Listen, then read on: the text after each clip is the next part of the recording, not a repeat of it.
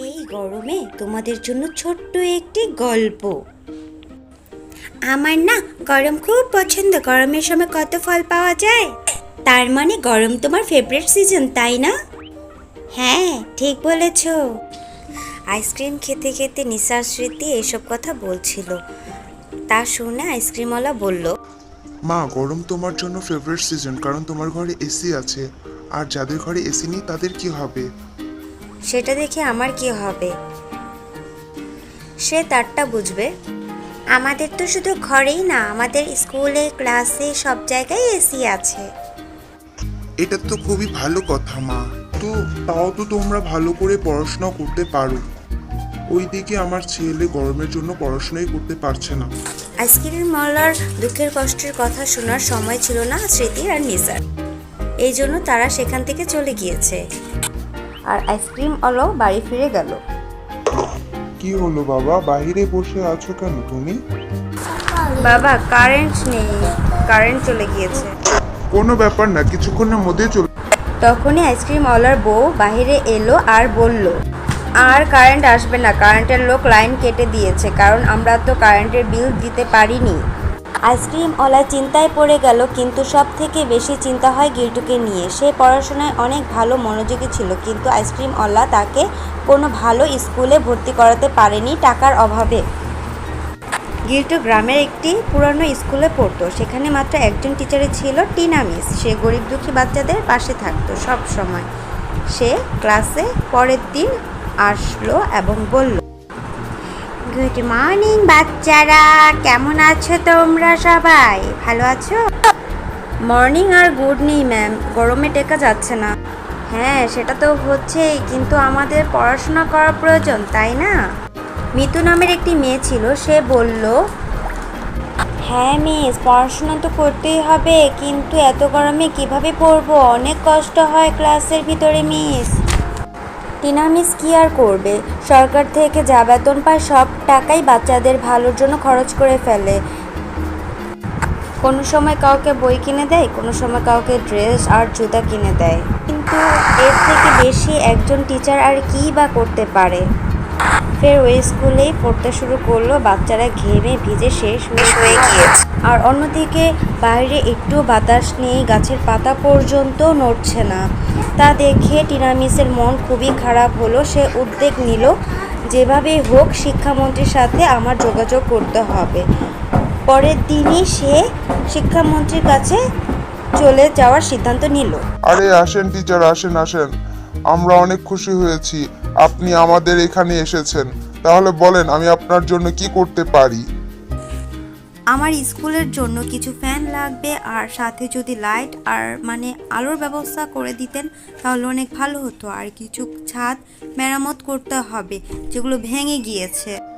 হা হা হা, ঝড়ের মতো এসে ফটফট করে বলে দিলি তো হবে না, আমরা এসব করতে পারবো না।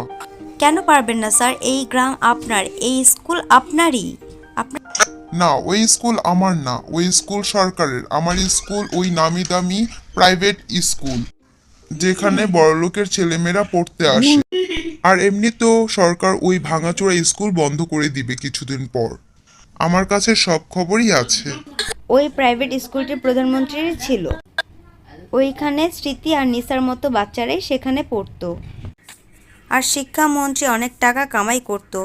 একটা ভাঙাচোরা স্কুল বিল্ডিং করে ঠিক করে তার কি আর লাভ হতো? টিনা মিস এটা বুঝে গিয়েছে আর চলে গিয়েছে সেখান থেকে। পরের দিন সকালবেলা সরকারি লোক একটি নোটিশ নিয়ে গিয়েছে সেই স্কুলে। টিনা ম্যাডাম, আমরা এই স্কুল বন্ধ নেওয়ার সিদ্ধান্ত নিয়েছি। এখানে তো পড়ালেখা হচ্ছে না, আপনাকে শুধু শুধু বেতন দিতে হচ্ছে। এসব কি বলছেন? এই গ্রামে একটিমাত্র স্কুল আছে, আর এখানে বাচ্চারা খুবই পড়াশোনায় মনোযোগী। তার আরে বাদ দেন, এখানের ছেলেমেয়েরা যদি এতই ভালো হতো তাহলে এখানে আর কেউ গরিব থাকতো না। আসলে স্কুল তো ওই প্রাইভেট। আচ্ছা ঠিক আছে, তাহলে আপনি ওই প্রাইভেট স্কুলের বাচ্চার সাথে এই স্কুলের বাচ্চার একটি টেস্ট এক্সাম নিন। সব সাবজেক্টে আমার স্কুলের বাচ্চাই ফার্স্ট হবে। এত কনফিডেন্স? আর যদি না আসে তাহলে? তাহলে আপনি এই স্কুল বন্ধ করে দিয়েন, কিন্তু আর যদি ভালো রেজাল্ট আসে তাহলে আপনি সরকারি টাকায় এই স্কুল ঠিক করে দিবেন, ওয়াদা করুন। হা হা হা, ঠিক আছে। টিনা মিস যখন এই কথা গিল্টু এবং মিতু আরও অন্যান্য স্টুডেন্টদেরকে বলল, তখন তারা ঘাবড়িয়ে গেল। আমরা তাদেরকে কিভাবে হারাতে পারবো? ওরা আমাদের থেকে অনেক বেশি মেধাবী আর অনেক দিক থেকে এগিয়ে আছে।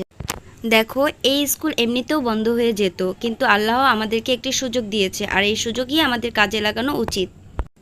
আল্লাহ আমাদের সাথে আছে। সব বাচ্চারা মনোযোগ দিয়ে পড়াশোনা শুরু করলো সেই স্কুলে টেস্ট এক্সাম দেওয়ার জন্য। এক সপ্তাহ পর তারা সেই প্রাইভেট স্কুলে গিয়েছে এবং সেখানে পরিবেশ দেখে তাদের মাথা তো চক্কর দিয়েছে। এত সুন্দর স্কুল এর আগে কখনো দেখিনি। এর মধ্যেই কারেন্ট চলে যায় আর গরম শুরু হয়।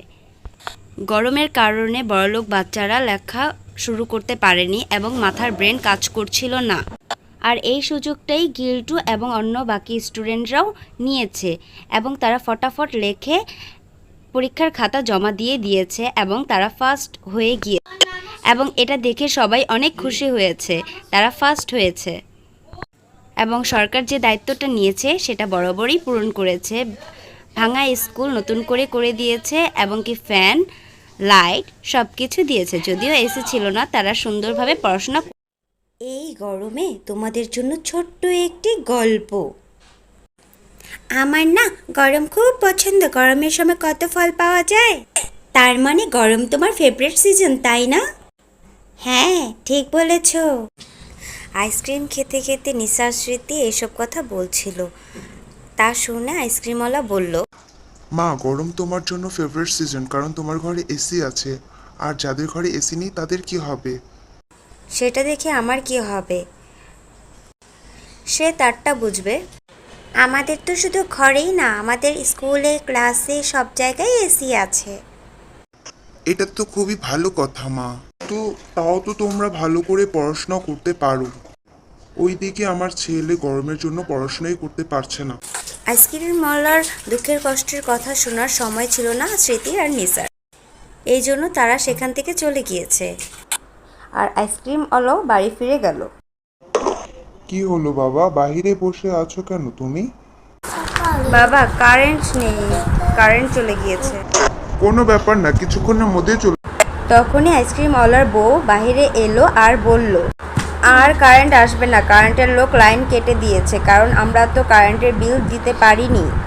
আইসক্রিমওয়ালা চিন্তায় পড়ে গেল, কিন্তু সব থেকে বেশি চিন্তা হয় গিল্টুকে নিয়ে। সে পড়াশোনায় অনেক ভালো মনোযোগী ছিল, কিন্তু আইসক্রিমওয়ালা তাকে কোনো ভালো স্কুলে ভর্তি করাতে পারেনি টাকার অভাবে। গিল্টু গ্রামের একটি পুরানো স্কুলে পড়তো। সেখানে মাত্র একজন টিচারে ছিল, টিনা মিস। সে গরিব দুঃখী বাচ্চাদের পাশে থাকতো সব সময়।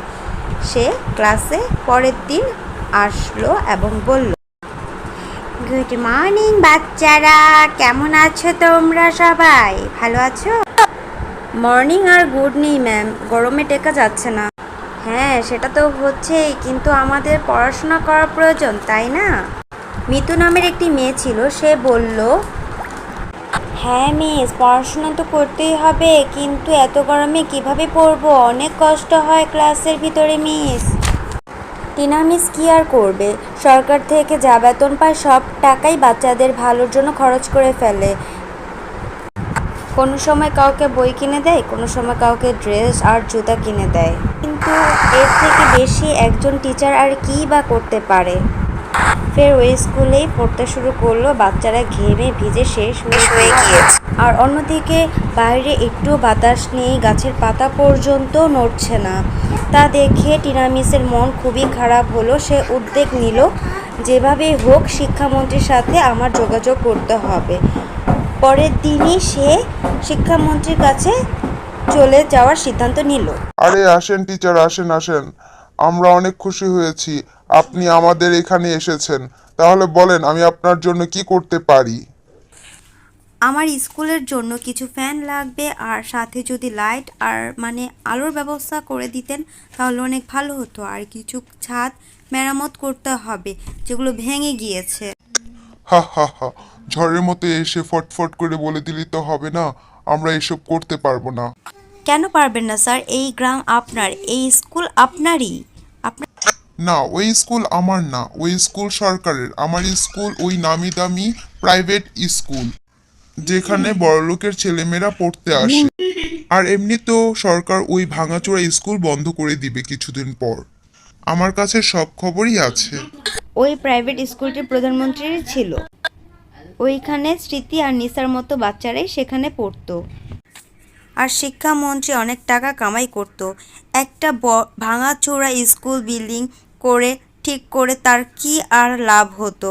টিনা মিস এটা বুঝে গিয়েছে আর চলে গিয়েছে সেখান থেকে। পরের দিন সকালবেলা সরকারি লোক একটি নোটিশ নিয়ে গিয়েছে সেই স্কুলে। টিনা ম্যাডাম, আমরা এই স্কুল বন্ধ নেওয়ার সিদ্ধান্ত নিয়েছি। এখানে তো পড়ালেখা হচ্ছে না, আপনাকে শুধু শুধু বেতন দিতে হচ্ছে।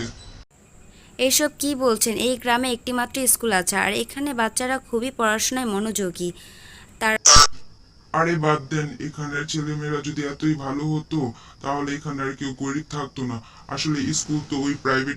আচ্ছা ঠিক আছে, তাহলে আপনি ওই প্রাইভেট স্কুলের বাচ্চার সাথে এই স্কুলের বাচ্চার একটি টেস্ট এক্সাম নিন। সব সাবজেক্টে আমার স্কুলের বাচ্চাই ফার্স্ট হবে। এত কনফিডেন্স? আর যদি না আসে তাহলে? তাহলে আপনি এই স্কুল বন্ধ করে দিয়েন, কিন্তু আর যদি ভালো রেজাল্ট আসে তাহলে আপনি সরকারি টাকায় এই স্কুল ঠিক করে দিবেন, ওয়াদা করুন। হা হা হা, ঠিক আছে। টিনা মিস যখন এই কথা গিল্টু এবং মিতু আরও অন্যান্য স্টুডেন্টদেরকে বলল, তখন তারা ঘাবড়িয়ে গেল। আমরা তাদেরকে কিভাবে হারাতে পারবো? ওরা আমাদের থেকে অনেক বেশি মেধাবী আর অনেক দিক থেকে এগিয়ে আছে। দেখো, এই স্কুল এমনিতেও বন্ধ হয়ে যেত, কিন্তু আল্লাহ আমাদেরকে একটি সুযোগ দিয়েছে আর এই সুযোগই আমাদের কাজে লাগানো উচিত। আল্লাহ আমাদের সাথে আছে।